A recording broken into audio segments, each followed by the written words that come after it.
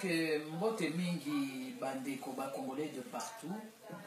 Wabino, maman, Odile, aujourd'hui je passe encore pour parler un peu d'une femme, je ne sais pas, je ne connais pas bien son nom, mais on m'a dit que, comme on a dit, Ezali, Orivera Rembe. Bon, Orivera Rembe, na meki kolandana, nous bien balobi, oh, yende première dame, menga na ye bakayete, bandeko. Yo mama Orivera Rembe, oyo, oza koloba, otelemi koloba, soki na église, soki wapi, soki place ozali, ben, je sais pas trop bien. Olobi Kabila lingi biso mingi. Kabila lingi biso na nini? Mobali na ngai atikala na bana azo babysite bana. Soka babysite bana, bana na bino eza bana na biso nyoso te. Oya biso bana baza kokufa. Mais yo préféré oya obimolo ba alingi bino mingi azako babysite bana. Azo babysite bana po biso to sala nini. Hein? Et puis ndeko zali wana. Yo penzo za sûr ozali mwasi wana ya Kabila. Mais moi je pense que ozali étiquette hein, maman.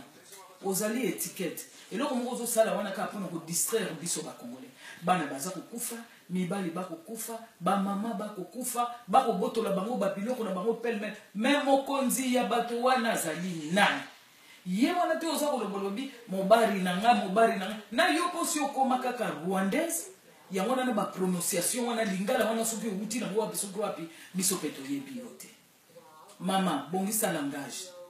Ozali même incapable ya kolobela mobali non na litoi yo mtozalaka na ye tongo tipo ko pona koloba nete te bana bakufi mingi bato ya mboka bakufi mingi koleka bakongole baza kokufa pelle mwana mwasi ya mopino boyoka kate mwana oyo biso pena ba mama boyi to telemi lelo to koloba yo mwana mwasi oyo mwana mko amuke oza koyoka obi oza koyoka te okolobela mutu wana teke alongwa kende na ye bokende na yo na ye bokende bobima na Congo botikela biso Congo na biso bo préparer l'élection mais bokende na bino parce que tout le monde bino bozali inutile bofandi pendant 17 ans bino bovandi pour nos sali pour na koboma pena mboka penza pillage penza boye penza na misu makasi boko piller te mama tika biloba loba tika biloba loba kuna epa ye ozali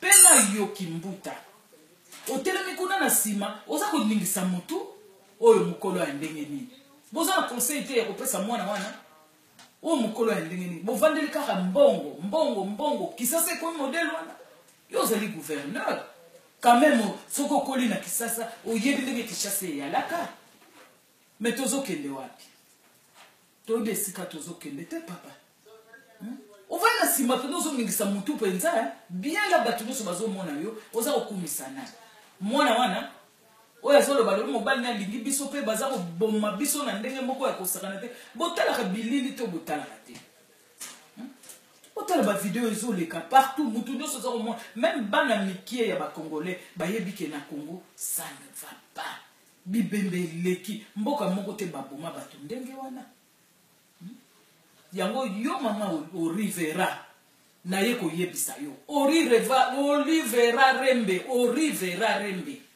lobana mobali na yo atika Congo wana akende parce que azali incapable ya ko diriger mboka wana ayaki na mission mususu lelo to réveiller kezali yango te ben abima na Congo akende botika biso tranquille yo tika biloba loba soko za na conseiller loba na conseiller wana a changé version